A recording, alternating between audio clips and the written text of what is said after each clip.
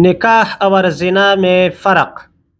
نکاح اتنا پاکیزہ و عظیم کام ہے کہ اس کے حصول کے لیے حضرت موسیٰ علیہ السلام نے 10 سال خدمت کا مہر مقرر کیا، اور زنا اتنی بڑی قباحت ہے کہ حضرت یوسف علیہ السلام نے اس سے بچنے کے لیے 10 برس کے قریب قید کاٹی۔ قرآن کے یہ دو مضامین سمجھ کر برائی سے دور ہو جائیے اور پاکیزگی کو اختیار کیجیے۔ اگر کلپ پسند آئے تو اسے لائک کر دیجئے، چینل پر نئے ہو تو اسے سبسکرائب کر دیجئے اور دوستوں کے ساتھ اسے شیئر کر دیجئے۔ السلام علیکم ورحمۃ اللہ وبرکاتہ۔